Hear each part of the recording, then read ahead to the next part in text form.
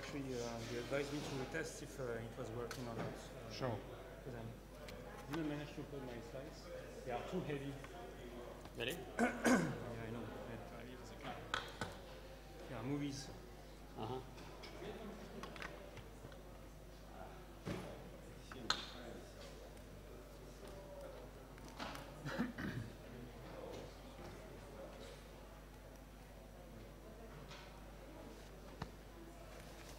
I always have to remember to turn off the The Slack.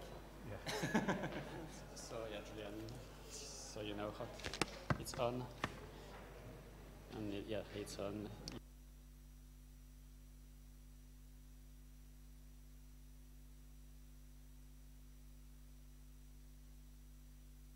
And then I push unmute that it. to unmute it.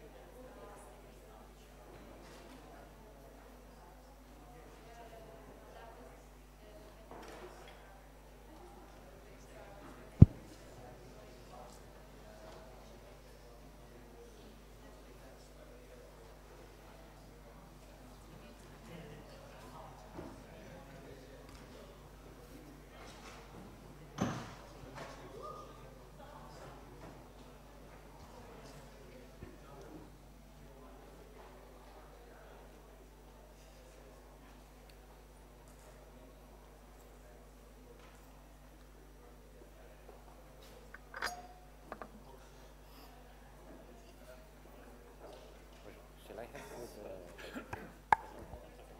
with the same? I see.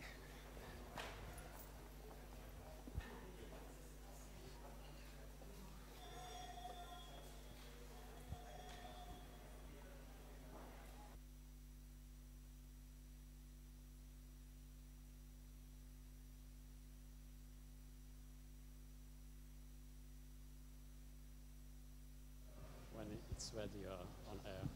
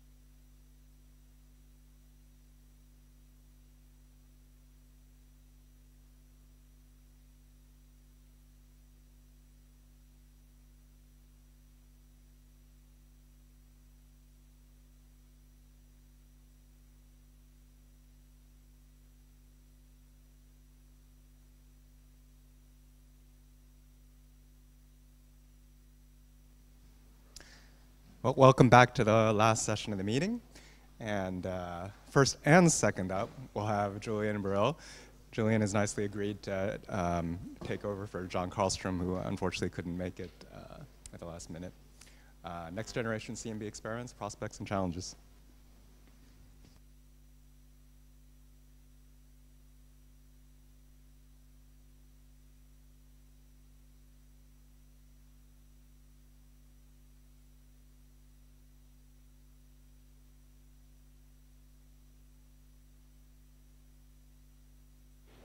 Thank you. To air our dirty laundry, I felt it important to say that John bears absolutely no responsibility for anything I say. So, as we all know, there are 3 different platforms we widely use for making CMB observations, but for reasons that will become apparent, I've split the ground-based into 2. Those that are polar, close to the poles, and those that are more equatorial. And that has a big impact on the kind of sky coverage we can get from the sites. And so one of the ways we might think about how to put together a CMB program to extract all the wonderful science that's available is to look at the pros and cons of the different platforms and adjust our planning accordingly, if this were a rational activity. And so I have a list of desideratum here, ranging from the resolution of the survey, the frequency range that can be covered, whether or not there's atmospheric issues with that, how long you can make the observation for, how many detectors you can field, the degree of parasitic signals like atmosphere and ground pickup, the richness of the possible survey strategies, the degree of sky coverage that's available, whether you can focus on a specific patch of sky very deeply, what kind of funding opportunities are available, and what the total cost of the missions are going to be. And so we have this sort of matrix of yeses, nos, and maybes. And you see there's no such thing as a perfect mission. But this is a fairly rich matrix. And in fact, you can see the importance of distinguishing between the polar and the equatorial here is particularly when you come down to the survey strategies, the sky coverage, and the focusing. So from the pole, you can only see a small amount of the sky, but you can focus on that sky very, very, very, very deeply and consistently. From the more equatorial, you have slightly richer survey strategy possibilities, you have a larger sky coverage, but you can't focus on a single patch the whole time in the same way. And that's going to become important as we go on. But I can compress this down and sort of say that a bunch of the issues, the degree of parasitic signals, the number of detectors you can put on the sky, the duration of the observation you can make, can be sort of lumped into a sensitivity bucket. All of these survey issues can be lumped into a survey richness bucket, and how often there are calls and how expensive your mission is going to be can be lumped into an opportunity bucket. So what we see here is that we have lots of opportunity to do ground-based missions. They can reach great sensitivity. We can get high resolution because we can put big dishes. We can't get the full frequency range. Satellites do very, very well in this range. The opportunities are more limited, and the resolution is obviously limited by cost. And the balloons have what's becoming increasingly a niche, I think. And so if we were to be in an ideal world where all of the available CMB funding were in one big pot, and the entire community was flexible, infinitely flexible and collegial, then we might decide that the right thing to do here, and I think you can make a very, very strong case that the right thing to do here would be the ultimate satellite mission. You get above the atmosphere, you don't have to deal with any of those issues. There'll be a whole bunch of issues that I'll come to about the data analysis that would be easier. You can get the high resolution if you can put a big enough mirror up. And then you would complement that with very, very high resolution ground-based surveys for the resolutions that you can't achieve. You're just not going to be able to put that bigger dish in space. Since neither of those things are true, since we can't just lump all the money together, and since the CMB community is not infinitely flexible and collegial, I would argue that the approach that we need to take, particularly going into the second half of the next decade, which is the kind of timescale I'm talking about here, is that we use balloons for the thing that they are particularly good at, low cost and getting above the atmosphere. And so for the frequencies that it can't get from the ground, but in the long term, in the late 2020s timeframe, doing dedicated CMB missions from balloons seems like a very diminishing returns prospect, simply because you can't get enough detectors for long enough on the sky to reach the kinds of sensitivity that you need for the next generation of science. That for satellites, we should just try and seize every opportunity. They are few and far enough between. They're always competed against wide ranges of science. Put in the proposal, try and get a satellite mission wherever possible, but don't rely on that. And then everything else we do from the ground. The funding opportunities are much richer. The ability to to get the sensitivities are there. There are definitely all kinds of challenges with that, but I would say that's the sort of the realistic spectrum of opportunities for second half of the 2020s and onwards CMB missions. So the rest of this talk is going to very strongly focus on that future ground-based, and then we'll come back to the satellites at the end. So it's been observed, we've observed that to reach the next scale of the CMB science that we want to do, we absolutely require these ever larger and therefore more expensive projects. And the economic realities are that we can't do large numbers of such projects. So the kind of current standard of there being half a dozen to a dozen different ground-based CMB programs working competitively, all chasing the same science competitively, doesn't scale to the sensitivities that we need, to the detector counts that we need, to the costs that that's going to incur. And so we're going to have to transition to a smaller number of more collaborative projects and expand beyond our traditional sources of funding. So 2 dimensions of tension there. And that has its challenges, and this is the dirty laundry challenge part of things. The aligning historically competitive collaborations is hard. Aligning funding from multiple sources is also extremely hard. And so just in the US case, we're trying to put together a project that will be supported by the National Science Foundation's Astronomy Division, which is driven by the Decadal Survey every 10 years on the zeros, by the Office of Polar Programs, because we want to include the South Pole. That's driven by National Academy's reports that come out occasionally, and by the NSF Division of Physics and the DOE Office of High Energy Physics, both of which are driven by the Particle Physics Project Prioritization Panel, P5, which also opines every 10 years, but on the fives. So trying to get all of those 3 lined up so that at any one time, all 3, or in this case, all 4 of those funding sources are all being told, do a CMB mission, is a major challenge. And then when you want to add international partners and you want to add private partners, which has been a very interesting new development in the field, particularly with the Simons Foundation, you've got extra levels of complexity. So for CMBS4, this is really a decade in the making. We are about to become a construction project. And that's this really kicked off after the last decadal survey, where reviewing the field, the decadal survey essentially said, put the CMB in a holding pattern.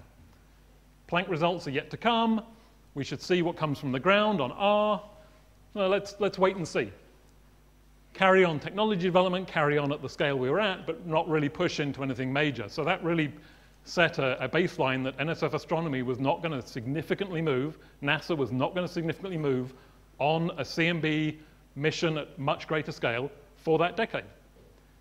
So the ground-based community got together in 2013 in the wake of this sort of holding pattern approach and converged around this single, what was called a stage 4 project by analogy with dark energy, where the Rocky Kolb task force had come up with these staged approaches. And so the transition from stage 3 with tens of thousands of detectors, we wanted to push a big project, a big single project, go to hundreds of thousands of detectors, and that was sort of labeled stage 4. And that was a very successful approach. When the entire community comes together and recommends a single project to a review committee, it has a much, much greater chance of success. It feels like there's a momentum behind it, there's a potential there. And so the P5 recommended CMBS4, amazingly, under all budget scenarios. So this was a very, very positive move. It also recommended that it be a joint DOE-NSF project. So we finally got to tap into Department of Energy resources, in particular, the ability to scale fabrication, the ability to scale project management, the high-performance computing elements. So there's a lot of things that DOE can bring to this, and a significant amount of money with that too. So we managed to pull the community together. We managed to pull in additional sources of funding. So we met those two big requirements. The National Academies then did it in 2015. They did the Antarctic report that said CMB science should be one of the 3 major science drivers at the pole. So we had 2 of those things lined up. And then we hit the roadblock, and we hit this stumbling point of the 2010 decadal hadn't made a ringing endorsement of a major CMB project, and NSF astronomy would not move without a decadal recommendation. So to some extent, we span our wheels for a while. DOE and NSF physics asked the ARC. The US agencies do seem to love these repeated alliterative, so the Astronomy and Astrophysics Advisory Council, to put together this concept definition task force to refine what a CMB S4 mission might look like. That was presented, that took about a year. That was presented, that was unanimously accepted, so great, they had even more cover and support for this project. Based on that, DOE and NSF physics, mostly, Office of Polar Programs, started pre-project activities. So we got a little bits of funding for R&D. In particular, they set up a pre-project development group. So this was leaders of the national laboratories, sort of seeing how they could help move the project along. There started being joint meetings between NSF and DOE about moving this forward. So very positive things. The task force recommended that the collaboration should become an official collaboration. So as many of you were involved with, we drafted bylaws, we all came together, we debated them, we accepted them, we had elections. There was an election for the spokespeople. It was everyone who wants to be spokesperson take one step forward, everyone else took a step back, and so suddenly I ended up in that role, along with John. So we then had the collaboration for the agencies to deal with. And so that's moved things along very successfully. And the prospect now, we had hoped that this would be addressed by now. The latest is sometime during July, we will get the final signature from DOE to become an official project. We have to wait for the convening of the ESAB, the Energy Sciences Activity Advisory Association, another word. At which point we're almost upon the decadal. And so we can hopefully bring NSF astronomy on board, get the full set, and move this forward with the speed that it needs and deserves. So the key thing now is to get a strong decadal survey recommendation. Although the hope and the advantage is that we can now go into the decadal with support from both DOE as a DOE project, and hopefully based on, depending on an NSF proposal that's in, with an NSF-supported project office, there's a mid-scale funding opportunity just to get the project up and running on the NSF side too. And so we can go in not as you should think about doing this project, but here is a project that is underway. Please consider this in your spectrum for the 2020s. So here's the collaboration at the second to last meeting. The last meeting, the photographer inadvertently wiped the memory stick before taking the pictures off. So for the first time ever, we didn't have a photo from that collaboration meeting, which is a little sad. New members always welcome. Go to the wiki, sign up. And there are a number of mailing lists on all the kinds of key technical areas and science areas. We now have a project office. As those who've been involved in satellite missions will know, projects are very bureaucratic administrative activities. Belt and braces, everything needs to be justified and debated and reviewed, and very, very different from the historical approach on ground-based experiments and balloon experiments, which is sort of best effort, NSF funding. So there's a high additional threshold to meet for these that the community is learning to live with. I wouldn't say learning to love, but learning to live with. But we have this kind of structure set up, so you can see all the different areas in terms of detectors and the people who are the L2 leads, for those who like to speak in WBS, putting the BS in WBS, in detectors, in readout, in assembling the modules, in large aperture telescopes, small aperture telescopes, data acquisition, data management, and then the two sites that we're focusing on in the Atacama Desert in Chile and at the South Pole, and in the whole integration and commissioning piece. So the transition here, we heard earlier in the week about the ongoing stage 3 and the ongoing small and large aperture programs. So we have this in the 2010s, we have these sort of 4 founding experiments of S4, each of which had its own 3 generations with tens of thousands of detectors, single resolution, single site. Those are now all merging into 2 single site dual resolution experiments with sort of a few tens of thousands of detectors. And then at the end, that'll all come together in CMBS4 in the second half of the 2020s, dual resolution, dual site. And so this is an interesting thing. Not only are we getting this big increase in the number of detectors, but we're getting a big increase in the degrees of freedom because we now have multiple resolutions and multiple sites. And so there's been a question coming from the agencies a lot about, how can you do all of these things simultaneously? But in fact, it's really continuing a long history of always having 3 generations going at once. One in observation, one in operations, one in construction, and one in development. So that as you finish observations, your construction project is ready to move into operations. As you finish that, the development project is ready to go into construction. So in the current state, the 3rd generations of each of these ACT, BICEP, Polar Bear, SPT projects are in operations. Simon's Observatory and South Pole Observatory, these first stage mergers are in construction, and CMBS4 is in development. And then in the first half of the 2020s, these will go into operations, S4 will go into construction, and in the second half of the 2020s, S4 will go into operations.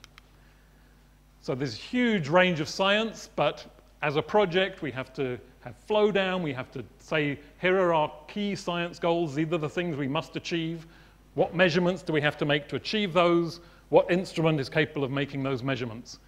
And so here are our concrete science goals in 4 sort of themes for primordial gravitational waves and inflation, achieving 95% confidence with an upper limit of 0.001, R is 0, and a 5 sigma detection of 3 × 10⁻³. The dark universe, obviously a huge range of physics there, but the particular marker of that, and the thing that we think is going to be the hardest and therefore will enable everything else we could do, a delta N effective of 0.06. Mapping matter in the cosmos. Obviously, these are primary CMB fluctuations. We use the CMB as a backlight. Huge amount of science there we've heard a lot about, but the particular driver here is to be able to detect all galaxy clusters with these masses, redshifts greater than 2, over at least 40% of the sky. And then we're also going to be doing a millimeter wave sky survey at extraordinary sensitivity. So we can start thinking about transients in the millimeter wave sky. We should be able to see Planet 9, we can see asteroids, and so the particular driver here has been to be able to measure the light curves of gamma ray bursts, afterglows. So we follow this flow down. Too short a time to go through this in detail, but here are our 4 themes, and you flow them down to what measurements are required to make that, and then the surveys, and essentially we end up with 3 surveys, an ultra-deep low resolution, an ultra-deep high resolution, and a deep and wide high resolution. And if you put the ultra-deep low resolution and ultra-deep high resolution together, you can get the R measurement and de-lens it. And if you put the high resolution, ultra-deep, and deep and wide together, you can get this 2-tiered legacy survey.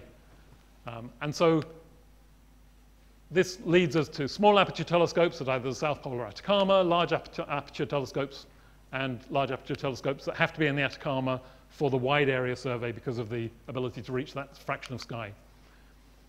We're currently building a reference design, which is something that's not necessarily what we're going to build, but it's what we could build if you gave us the money today. This is what the decadal survey needs. It needs to be traceable. They need to be able to do cost, schedule, risks, assessments. So the ultra-deep survey, 18 small aperture telescopes, see John Kovac's talk, 1 large aperture telescope, see Suzanne Stagg's talk, 150,000 detectors, 120,000 detectors, and then two 6-meter large aperture telescopes. And the baseline, the reference design here is that these go at the South Pole, these go in the Atacama. The baseline design, which is what you would actually build, needs to be set by 2021. So there's plenty of work to do to optimize this, including on sighting, and operations to start in 27. And just to follow this example through, what's the optimal sighting of SATs to make a measurement of R? Well, it depends on whether you're limited by statistics, systematics, delensing. It requires all of the approaches so far, all the analyses done so far. People analyze a single patch. Now we're sort of imagining composite surveys, so we've got to develop the technology to do that more reliably. At the moment, because we have this threshold, this very, very, very tight threshold, the way to get the deepest possible measurement is to stick everything at the South Pole and drill on a single point, a single patch of sky. And so that's this kind of thing. You can make it a larger patch of sky, but if you discover between now and when we have to deploy, or during operations, that you make a detection and now you want to drive down systematics, then you can put some of the SATs at a different site. You can move some to the Atacama. You can either deploy them to the Atacama before operations, or you can move them to the Atacama during operations, and now you can start looking at other patches of the sky and start looking with different systematics and add half-wave plates and really drive down. Once you know that you've conquered the statistics, you can really focus on driving on the systematics. Very, very complementary with European plans. There's already plans in the UK to put some additional SATs in the Simons Observatory. There are discussions with Germany about putting a LAT at the South Pole. And obviously the plans for an all-sky synchrotron survey are extraordinarily complementary with the large area survey that we're looking at. Slight shift of gear for post-Planck satellite opportunities. So we know that with ESA, JAXA, and NASA are sort of the big players here. The L-class ESA proposal, PRISM, it just seemed like there was insufficient justification for a mission of that size. The M-class, I would say, got caught up in the trying to do the perfect experiment rather than the best you can do in the caps available. The NASA MIDEX, PIXI, was a very, very interesting project, just had a hard time standing up against what NASA looks for in terms of legacy surveys. And I think this is going to be, has been an issue for satellite missions. If you just go in saying you want to measure one number, that's really hard for, you want to measure one number for a small community of people who are really interested in it versus a legacy survey for everyone who's interested in a particular wavelength band and cross-correlated with all others. That's been a very hard sell. And then there's this PICO proposal, which is really a proposal for a class of missions. The probe class no longer exists, so NASA has got a dozen or so examples of what you could do with a billion-dollar class mission to go to the decadal, not to propose doing any one of them, but to propose that class of missions being reintroduced into the NASA portfolio.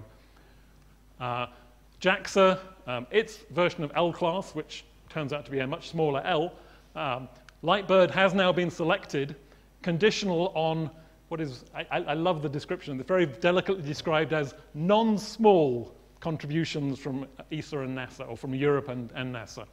So this is going to depend very heavily on getting the NASA mission of opportunity that's coming up, and some funding from some combination of ESA, CNES, ASI, the other European space agencies.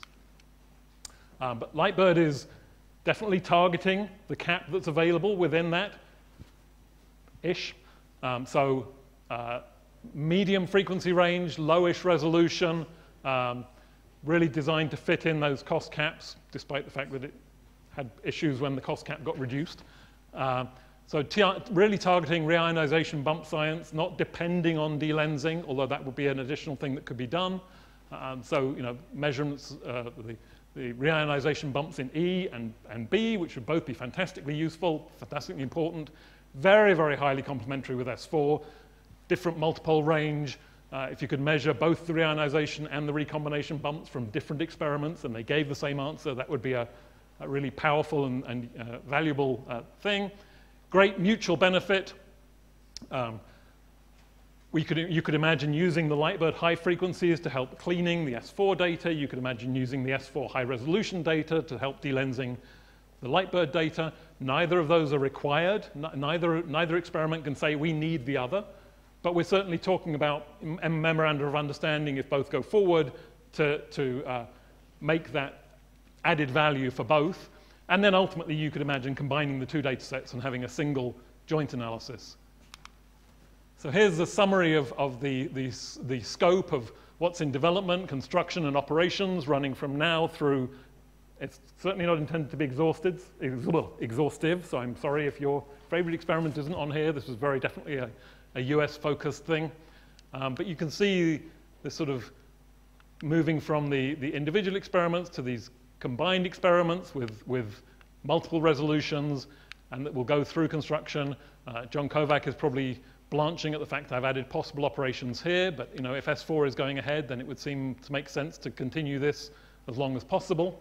As a precursor, so both Simons Observatory and South Pole Observatory should be used as valuable precursors for S4, and then the space-based. So my conclusions for John's talk,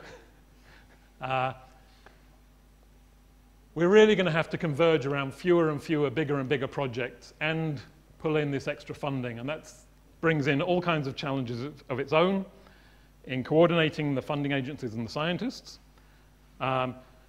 optimizing these experiments where we have these extra degrees of freedom, particularly, as I say, for the ground-based experiments, now having a single experiment with multiple resolutions from multiple sites. It's a great opportunity, but it makes the optimization in the design significantly more complicated. I would also note here that if you're thinking about a satellite and you wait till the notice of opportunity comes out, you're too late. We really need to be planning for this, assuming that NOIs will come, and not be, oh, we've got 6 months to design a mission.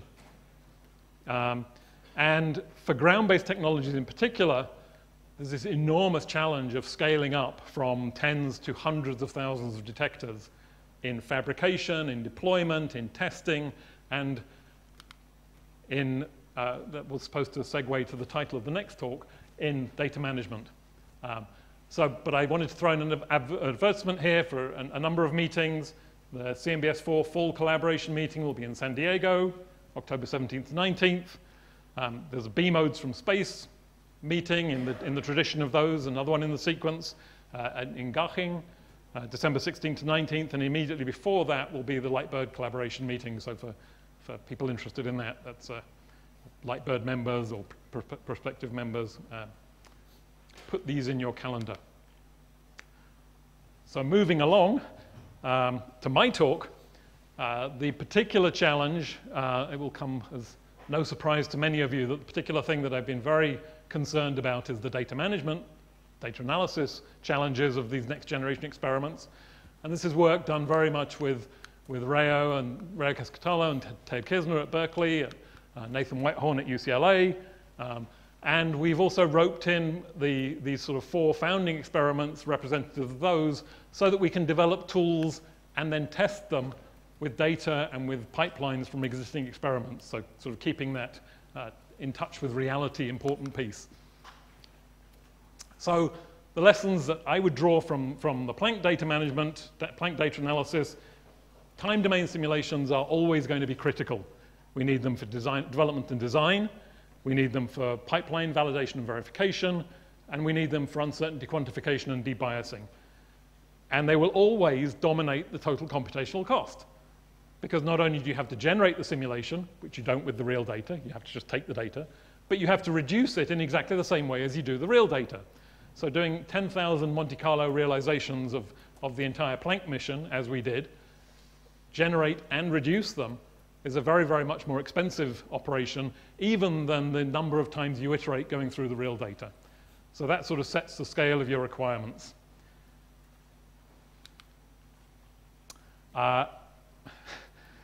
Computational capacity will grow over the lifetime of the mission, so you shouldn't lock in your early approximations either in the way you treat your data, and here comes dirty laundry. I think the H5 ring sets were a very, very big mistake. You shouldn't tie into your algorithms. The pole experiments have typically, because they just do, because the sky moves in the same direction as the scan, filter and bin is a sort of default. That's great, but you shouldn't build that in as a requirement at the outset. And the scope of your work shouldn't be constrained. So you shouldn't say, well, we can do all our simulations in the map domain. You're never going to capture everything you're going to need to. And if you come to the time domain simulations too late, you're going to be in trouble. They're not going to be available in time. Computer architectures will change repeatedly, and will change with absolutely no reference to your requirements. You will have the rug pulled out from underneath you, but they will continue to grow. So don't tie yourselves to a particular architecture, and plan to re-implement certainly implementations, potentially algorithms every 3 or 4 years. And another piece of this is that, optimizing for human resources is as, if not more important, than optimizing for computational resources. So I like to think of, we have the domain scientists write analysis modules. The computational scientists figure out how to string those together into pipelines and optimize them as pipelines. And the computer scientists figure out how to run those pipelines in a framework on a bleeding edge, high performance or high throughput computing system. Sometimes those are the same people, but they're not necessarily. So the more that you can have, you don't want to have your domain scientists trying to figure out how to deal with the vagaries of the interconnect on a 10th generation Cray supercomputer. If you can provide that at the framework level for all the domain scientists, that frees them up to really focus on writing the right analysis modules. So I think we have 4 big data challenges to go. Compared to Planck, particularly for the next generation, for the CMBS4 era ground-based experiments, systematics, 1,000-fold increase. We've now got to deal with atmosphere, we've got to deal with ground pickup, polarization modulation, heavily cross-correlated noise. We're going to have hugely multiplexed readouts, and of course foregrounds, which Joscan is going to deal with in glorious detail after me, so I'm not going to say anything more about. We're going to have to reduce those systematics a factor of 100 below what we've been able to do so far. We're going to have 1,000 times more data, particularly for the ground-based experiments, not so for the satellites, which is an advantage for them. And we're going to have about 100 times fewer watts for every floating point operation. That's going to cause all kinds of issues with the computer architectures. So basically, we need a 10 billion-fold increase in our computational efficiency when you roll all those together. That's a daunting challenge. Just an example, we've been doing these atmosphere simulations to try and generate correlated atmosphere in a way that one of these big focal planes scanning the sky is going to see. So we set up these boxes depending on the wind speed drawn from some distribution and the scanning strategy and the size of the focal plane, generate a full Kolmogorov turbulent spectrum, and then do line integrals for every single detector for every single sample. And what you can see here, this is some polar bear data. This is in-scan and cross-scan. So in-scan, you would expect to see a lag on the correlation between pairs of detectors as they go back and forth across the sky. They're seeing the same atmosphere, but with a time lag. And here you see that time lag in the position of this bump. And we're reproducing this nicely in the simulated data. Trying to move quickly through this. So as I say, we really want to support the widest possible range. We don't want to settle on you don't want to start by defining your analysis method and then figure out how to wrap that up. You want to have your framework embrace all possibilities and then down select between them by being able to do real comparisons. And that ends up meaning that, as was indicated in that previous figure, you really want to be able to generate a single realization simulation and then fork your pipeline and push that simulation through multiple reduction pipelines. The simulation is too expensive to regenerate each time. It's too expensive to write out to disk. So within a single execution, you want to generate one simulation and push it through multiple reduction pipelines. So here's our current state of the art. We've been able to generate 50,000 detectors, 7 frequencies on a 20% sky patch for a year. So that's something like an SO or an SPO data volume. This one was obviously an Atacama patch because of the size of it. We could simulate the atmosphere, the correlated instrument noise, and the sky signal, and then push it through 2 reduction pipelines. One producing filtered and binned maps each day, and one producing a destriped map for the entire season. And that allows you to really start comparing the costs and benefits of these different algorithms and these different reduction pipelines. And this ran 650,000 way parallel. So the framework is supporting things to that level of parallelism. This is the plot that really scares me.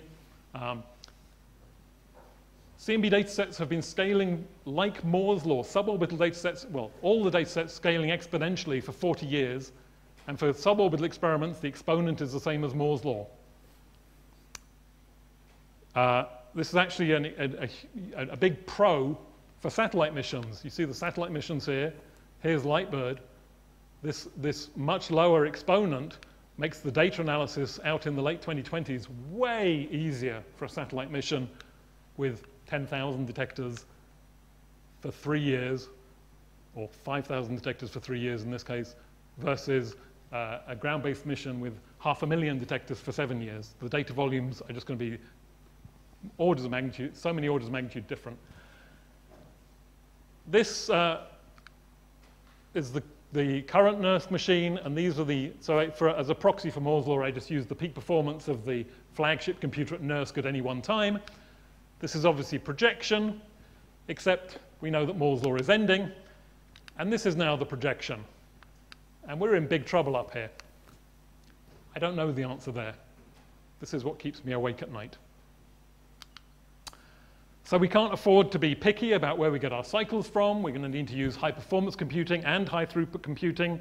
We can't afford to buy them, so we've got to go for allocations from national centers. That has its advantages. Someone else pays. They have somewhat predictable development tracks, although only somewhat predictable. They're also at the whims of the market. If you look at the fraction of the market that's supercomputing, it's like sub-0.1%. Everything in computing is dominated by phones, games, and artificial intelligence. Not necessarily the things that are most useful for us, but that's what we get to work with. And these centers are designed to support large user communities, which is great for a large collaboration. Everyone can get an account at the one site. They have their downsides, obviously, as well, in terms of queuing and distance, but they have big upsides.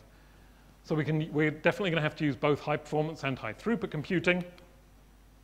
I'm going to skip some of this because I'm running out of time, but this is basically just saying that the data necessarily, with these enormous data volumes, the data are distributed, so you've really got to think about what data need to communicate with one another to be able to do your science, and that differs between high throughput computing, where there's no communication between nodes, and high performance computing, where there is communication, but it's going to be expensive.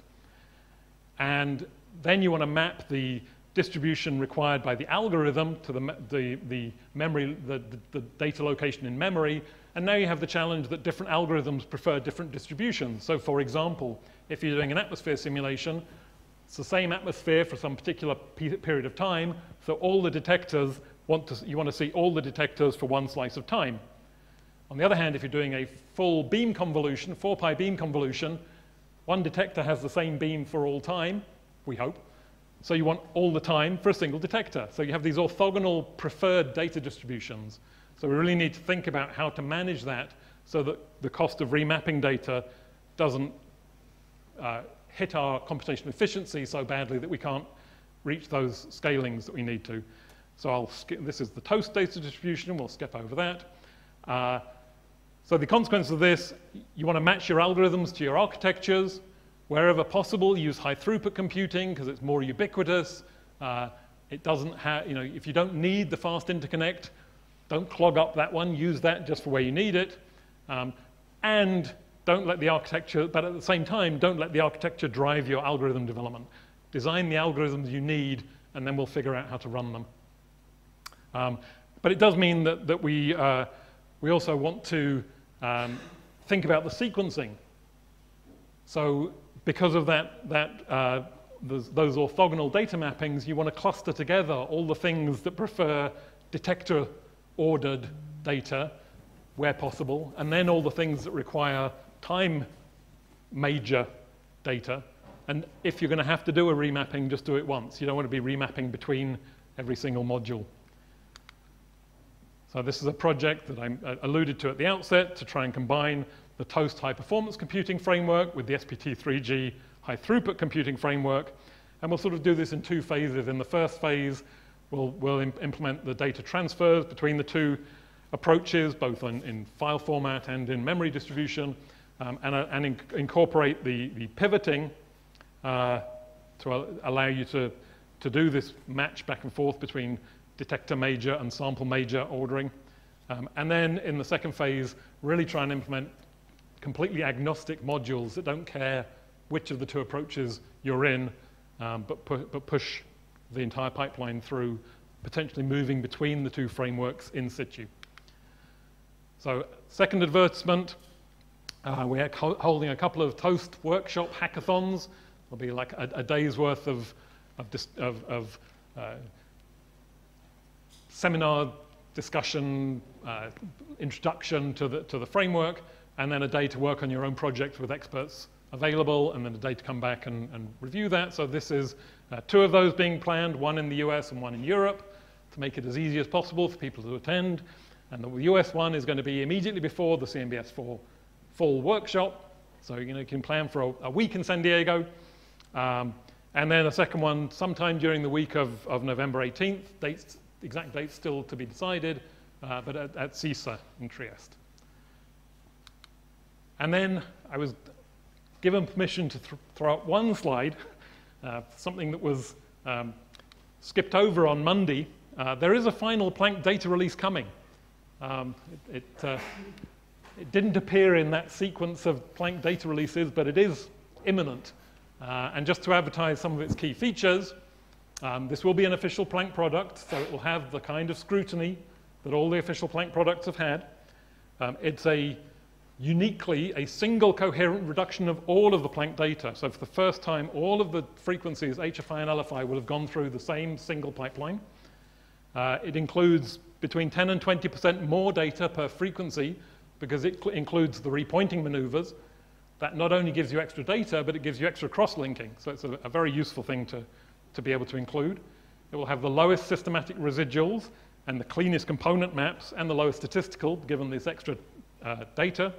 The full data set, the supporting Monte Carlo simulation set will be made available both through the Planck Legacy Archive and at NERSC, and the entire software stack used to generate and reduce it, so that you can come at, plus the resources necessary to run it, since this is now a trivial job at NERSC. So get your NERSC account, you can have the data set, you can have the software stack, you can try putting your own analysis techniques in there. And the code framework that's used for this, Toast, is also being baselined for Simons Observatory, CMBS4, and Lightbird. So you can also imagine doing simultaneous map making of multiple data sets if they have close enough beams and similar enough frequencies. Thank you.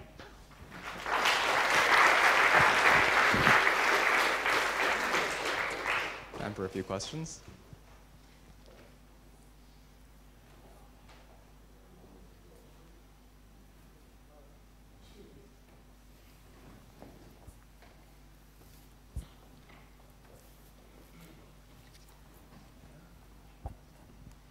Well, excuse me, Julian, but you can't say that there is a final Planck data release imminent. This is not true. This has not been decided. The data has not been characterized. The paper is not done. It's not written. It's not reviewed. You can't say that it's about to be released. And it's not Planck. It's not yet decided. You can't say that. I will defer to members of the Planck science team.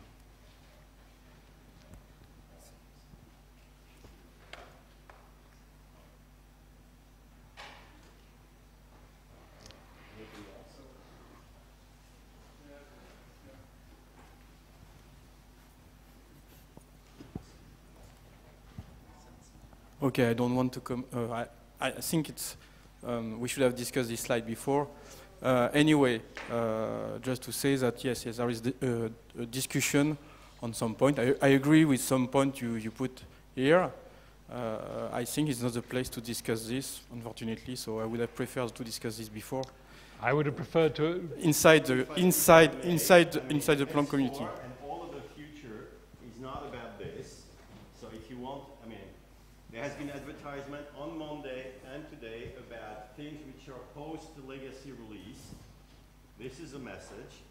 And the rest about the politics and how this is going to be decided and so on, it's not the place for it.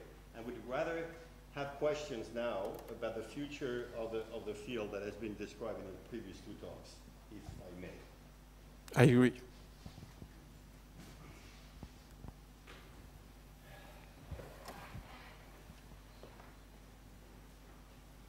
So S4 is done, apparently. No questions.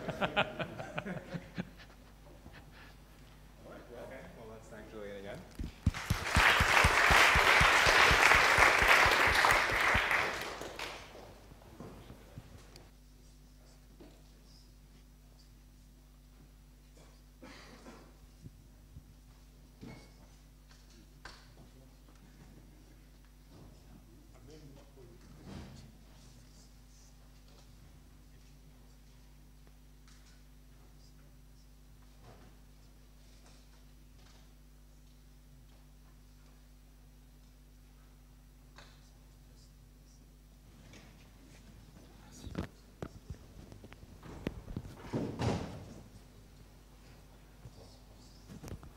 So next we have Josken Erard on foregrounds.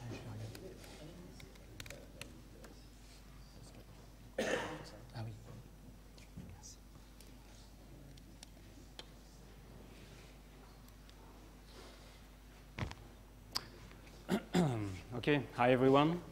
I'm very happy to be here. I'd like to thank the organizers for inviting me to talk about foregrounds for future CMB experiments. And as a start, I thought it would be nice to look at this view from the Charge-Natter Plateau. That's something that Susan Staggs talked about on Monday. This is the site of observation of CLASS, Polar Bear Simons Array, the Atacama Cosmology Telescope, and the site of the upcoming Simons Observatory. Now, surprise, at millimeter wavelength, we would be able to see, as you know, the famous isotropic signal, the CMB with the black body spectrum at a 2.7 Kelvin. And what's of most interest today in the communities are these primordial B modes that we heard of many times this week. And to achieve the sensitivity to detect those, we have to zoom at the 10 to minus 7 minus 8 Kelvin. So why are those interesting? Well, the observations are already in remarkable agreement with single field slow-roll inflation. We have super horizon fluctuations, adiabaticity, Gaussianity, NS below 1.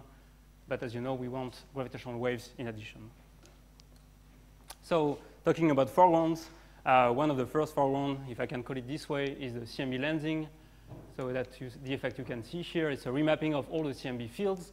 And as Anthony talked about on Monday, we can actually reconstruct, characterize this lensing potential, and use it to constrain all the cosmological parameters that govern the formation and the evolution of large-scale structures that are between us and the last scattering surface. For example, neutrino mass, dark energy, or dark matter properties. Then there are a wealth of other formations in the CMB, Saneyev-Zeldovich clusters, E-modes, many other things. And unfortunately, actually fortunately for life, but unfortunately for cosmologists, we are in one of the arms of our spiral galaxy, the Milky Way, which emits polarized signal in millimeter wavelength. And there are mainly two contaminants, the thermal dust and synchrotron. So thermal dust are these particles in the interstellar medium. They can be either smooth and compact or loose aggregates of smaller particles. We don't know, but they are not perfectly spherical, so they act like dipoles and align themselves perpendicularly to the magnetic field lines. And so they emit a slightly polarized light. And then there is the synchrotron, which is emission. So charged particles are spiraling around the same magnetic field lines. And that's by definition highly polarized. Another foreground, that's the simulation. So despite it's a very beautiful movie, that's an actual atmosphere simulation done by Rayo Casquitalo and Julian Burrill at LBNL. This was based on this paper. It's a physical model for the atmosphere, which is based on three-dimensional Kolmogorov turbulences, where we let few physical parameters to be fitted to the data. That can be wind direction and speed, for example. Something I'd like to point out is that all the component separation tools that I will talk about that can actually be applied to this atmospheric signal. As we know quite well the emission spectrum of atmosphere, we can actually use the observation data sets to remove most of the atmosphere. So that's something so that will be a time domain component separation, which is under investigation.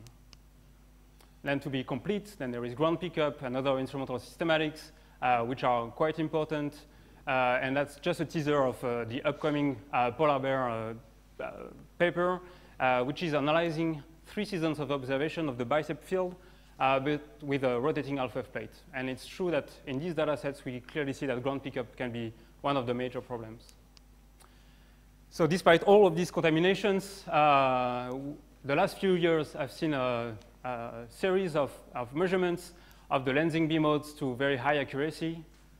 So you see, since 2014, polar bear bicep, SPT, ACTPol, new polar bear datasets, and now the latest bicep cake results.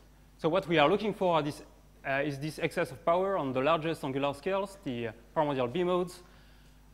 And one of the limiting factors that we have to deal with is the sensitivity. So that's a typical sensitivity curve for, say, a ground-based CMB instrument. The white noise plateau here has to go down, and to do that, we have to use either more detectors, as Julian was saying, or increase the time of integration. And on the larger scales, that's where difficulties arises. That's where things are not averaged very well, say atmosphere, ground pickup, systematics. And so the main topic of this talk are foregrounds, and that's where we can expect them to be. These are the foregrounds, dust, and synchrotron at 150 gigahertz. This is between the cleanest 1% of the sky up to the galactic mask of 90% of the sky. And we have to bring basically this power down by a few orders of magnitude at the power spectrum level. And I will focus on one technique, which is called the parametric map-based cleaning, which is one of the possibilities to clean data sets. And then there is an excess of power at high L. This is from the lensing B modes. And again, we can reconstruct these lensing B modes and subtract it from the observed data sets. That's called delensing. And so there is a poster downstairs done by Anton Bielato and that will explain you how that works. And there is an interesting interplay between foregrounds and actually lensing, delensing that was discussed in this paper and also in another paper in preparation by Dominic Beck. So seen like this, we can go home. There is no way we can detect primordial B modes, but of course there is a third dimension to this plot, which is frequency. As you know, CMB B modes, they follow the blackbody spectrum, but that's not the case for the foregrounds. And here I'm showing the total observed B modes, which is a combination of CMB plus galactic foregrounds, which is dominating this sum for all frequencies, basically.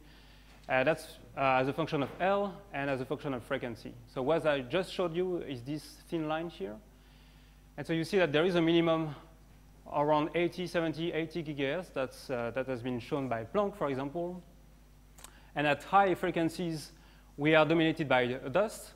So there is this surface going down here. And for a given multiple, the rise of the dust is basically following a modified blackbody scaling law, which is parameterized by the spectral index beta dust and a temperature T dust. And at low frequencies, and it's synchrotron, which is going down as a power law with a spectral index beta S, which is of the order of -3. So now the techniques behind component separation is basically to do a fit of these two surfaces from the data themselves, and then remove these two surfaces from the actual observations. So as Julian said, from the ground, we can look at few atmospheric windows. For example, for CMB stage 4, the plan is to have 20, 30, 40, 95, 150, 220, and 270. And basically, so make all these points and characterize the amplitude and spectral dependence of the two surfaces, synchrotron and dust, and maybe some unknowns as well, and try to subtract that from the observed total B modes, and hopefully see an excess of primordial B modes. Then there are other strategies like Lightbird, which goes from 40 to 400 gigahertz on different angular scales, and then there is no atmosphere, so we can cover almost continuous spectrum, and that's a nice complement to the ground-based experiments. So that's a nice problem, but it's not as easy as it sounds. as the scaling laws actually of these two surfaces are not spatially invariant. So for example, we have hints now that in polarization, the beta synchrotron, beta dust, and temperature of the dust are actually varying across the sky. So that makes this little game a bit more difficult. This is what we call decorrelation, and I will call it spatial variations. Anyway, so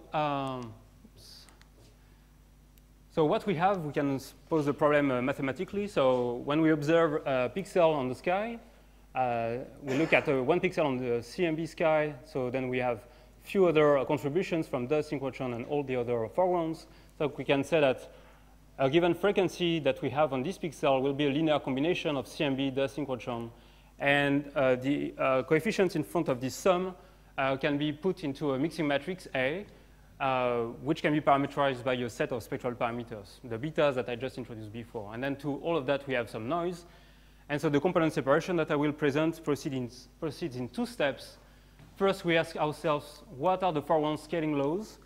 And what's the fit for the spectral indices beta? So meaning, what is the matrix A? And then once we have this mixing matrix, then we can try to invert this problem and get an estimate of S, and in particular of the CMB. So one can write down the full likelihood as a function of the sky signal S and spectral parameters betas, or any parameterization that someone choose, and do some MCMC within this space. But that's not the idea that we followed. We actually use a spectral likelihood, which is a ridge likelihood, if you wish, which numerically is much more efficient than probing the whole parameter space. And that gives us an estimate of both the spectral indices beta and of the sky signal S. So that's the peak of the likelihood. And in the case of simulations, for example, we can compare what's the estimated parameters compared to the true ones, and also study the bias, which will eventually leak foregrounds into the final CMB map. That's what we are worrying about, having this bias. So that's a well-known component separation. What we did over the past is to actually average this whole technique of fitting for the spectral indices and estimating the sky signal, averaging analytically over CMB and noise realizations. That has been developed in this series of papers, so that we can actually study the statistical scatter of in the estimation of betas. Because on one simulations, as you know, if the bias that we get is sometimes difficult to interpret, sometimes the estimation of beta of the SEDs will be biased high, biased low, and every time that will leak foregrounds to the final CMB map. So that's just a way of studying, on average, what are the potential statistical foregrounds residuals in the final CMB map, and then also study the biases that do not average over CMB and other simulations, which will lead to the presence of systematic foregrounds residuals. So we developed several numerical tools that are actually accessible on GitHub. I won't go into the details, but basically this, one of these tools, XForecast, gives you, starting from a foregrounds simulation, you can put as much complexity as one wants. Considering CMB experiment configuration, then the code gives you the typical statistical and systematic foregrounds residuals that we expect after component separation, and how these quantities basically propagates to the estimation of tensor to scalar ratio, or how the leakage of foregrounds to the final CMB map affects the estimation of R. And this tool has been used in many contexts, and lately we used it for Simon's Observatory. As John mentioned on Monday, so Simon's Observatory will be made of 3 small aperture telescopes observing 6 frequency bands from 30 to 270 gigahertz, and with 30,000 detectors on the sky. So XForecast was one of the tools that we used to forecast the performance, the scientific performance of such experiment. This shows you the recovered R as a function of several noise properties of the experiment, pessimistic 1 over F, optimistic 1 over F, and the blue is for baseline and orange for goal sensitivities. And so each series of few points here are basically different component separation things, methods like cross-spectrum cleaning. XForecast is one of these points. B4 is a map-based parametric method, and ILC. And so basically what you should see is that we do recover the input R value in this exercise, and all the component separation pipelines are in good agreement. We tested these tools also on for R different from 0, in the case of polarized AME and 2-dust components, and in the case of a more complex synchrotron emission. And basically, we always are in good agreement. Now, I'd like to point out a few things that I think are going to be important in the coming future. These two sets of points are basically what happens if we do not do a post-processing template fitting after the component separation. And this is due, so there is a small bias, right? It's a 1 sigma bias, but this bias, of course, increases, the significance of this bias increases with sensitivity of the instrument, and that's what we call decorrelation effect. So in the component separation that we use here, we do not care about special variations of spectral indices. So that comes to the price of this small bias that we can correct afterwards, but that's clearly something that we need to worry about. And in a more recent paper by Ben Thorne and collaborators, we looked at what happens if we used patches, different patches. So we add degrees of freedom to the component separation. Say here we have 2 independent patches where we fit for spectral indices independently in both of these areas, and here 6 different patches. And you see that as a function of this number of patches, the bias on R goes down. And actually, the price on the statistical error bars is not big because the instrument is sensitive enough that we don't see any change to the error bars. Now, this decorrelation effect is clearly one of the things that worries me, and I guess many people, and especially for future experiments probing the largest angular scales. And I'm taking here the opportunity of mentioning, as Julian did, that this is one of the latest rendering of the Lightbird satellite. It has 4,700 multi-correct TS detectors, 15 frequency bands.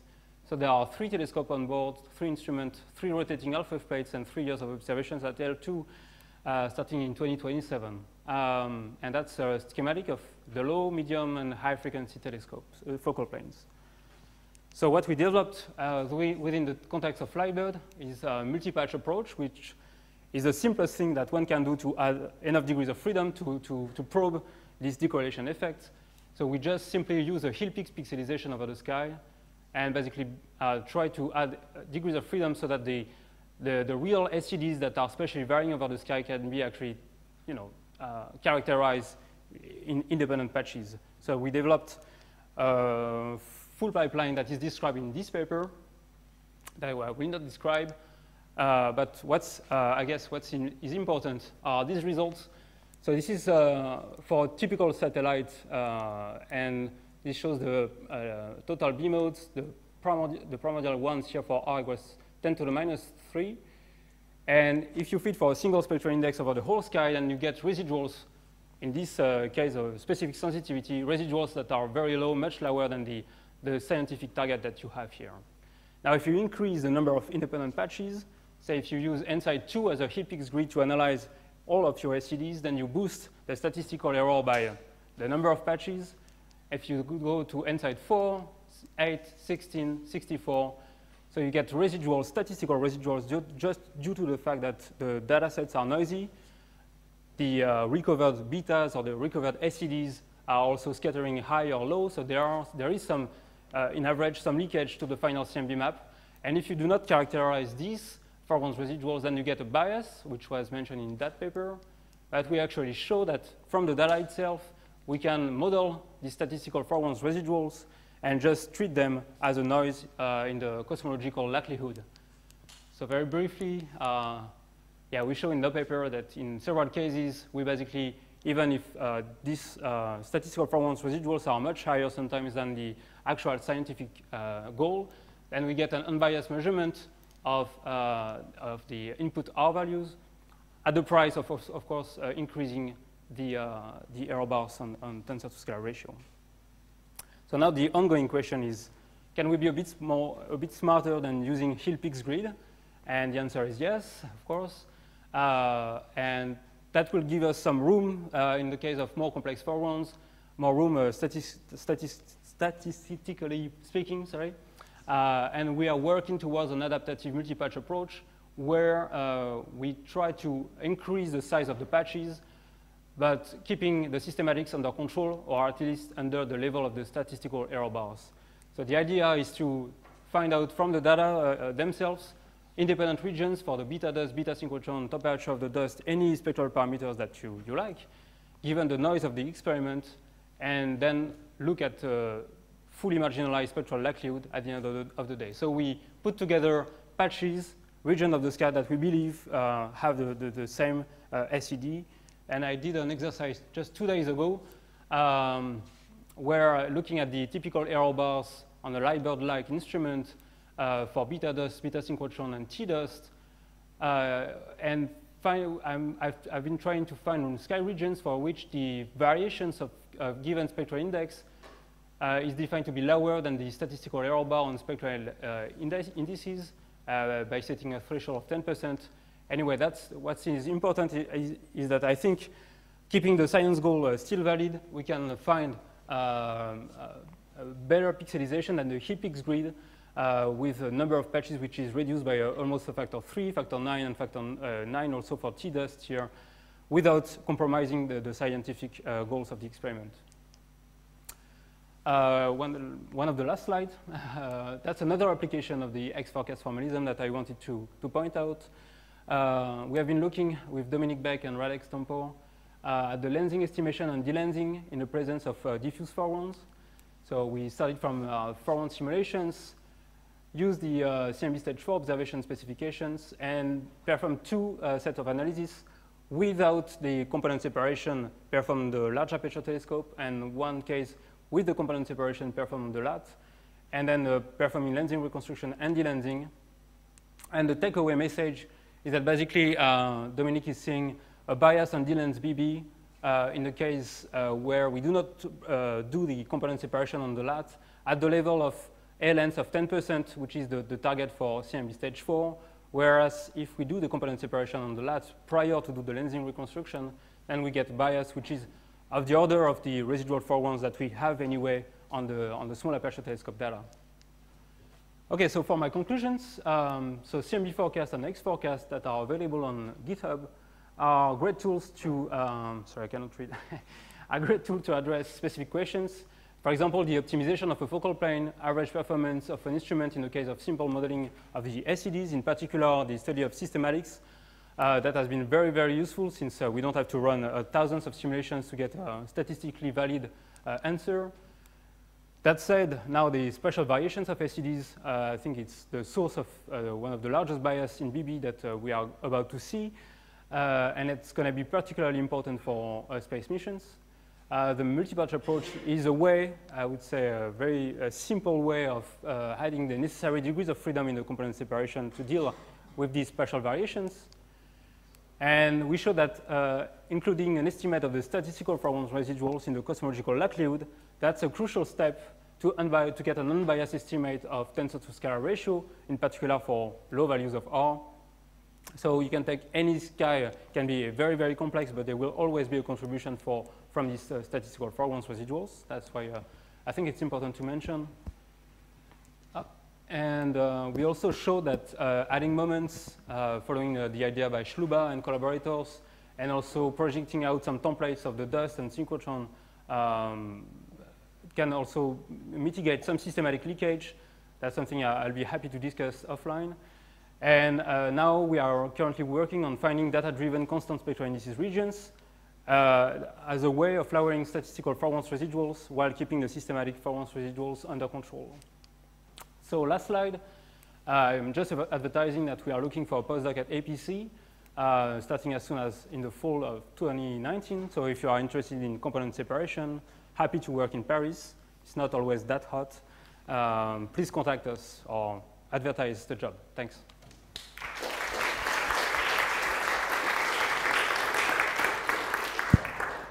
Thank you.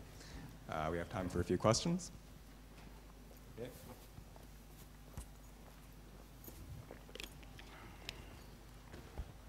Yeah, thank you. Very great talk. I was wondering if you could tell us a little more about how you optimize a region for a constant spectral index. So is it really just you look for a region of constant spectral index, or you just maximize, you look for constant signal to noise, or how do you perform this optimization? So, yeah, my approach to that, but nobody agrees around me, so I am. Okay. But I'm here speaking. So my approach is that we will start by finding. So we start from a given resolution where we know that the signal to noise for each spectral index is good enough to be defined, and then we can put together these various pixels together. So basically, binding the histogram, given the statistical uncertainty that we know a priori in finding these spectral indices. So that's a way of, I would say, finding the spatially constant regions within the error bars, basically, given the sensitivity of the instrument. And I'm thinking that we can do it iteratively. That would be a nice thing to work on. And you still do that at a Hillpix level, but at much higher resolution. Exactly. Okay. Yeah. Okay. Well, much higher depends on the instrument, but yeah. Okay. Thank you.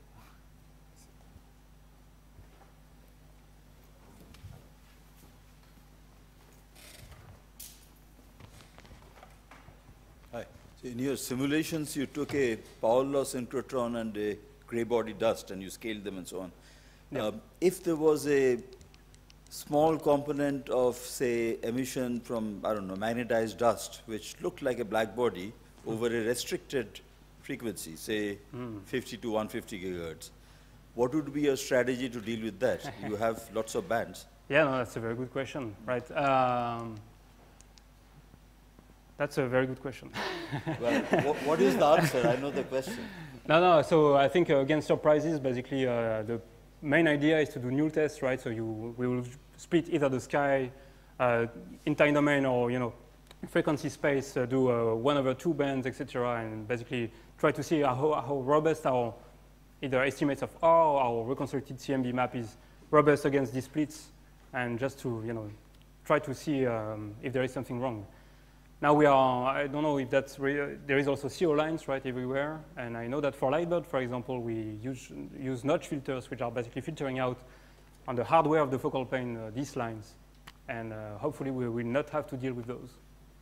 Well, if you apply these algorithms to, say, existing data, Planck data, are you able to recover what was? Yeah, I mean, that's typically what Commander does. I didn't do it myself, but that's the likelihood betas as a function of sky signal, that's typically what Commander does. And that has been quite successful within Planck. So, yeah, this is not very new. It's just the average, analytical average, which is a new approach. Thank you. Good luck. Thanks.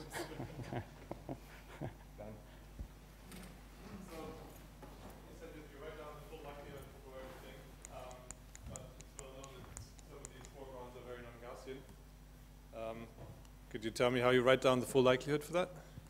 Well, no, I was just mentioning, the Commander likelihood. That's what I was already thinking of, the typical D minus S, N minus 1, D minus S.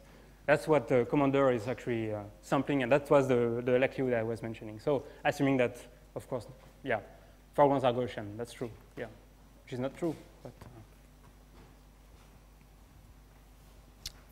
More questions? Let's thank the speaker again. And now we have a half-hour coffee break. Come back at 3:45.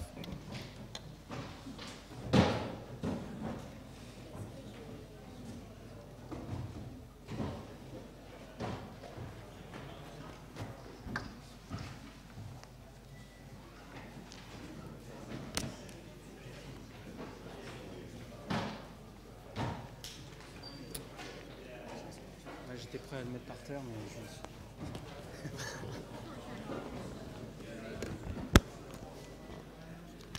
Oui, c'est à peu près la même question qu'Olivier.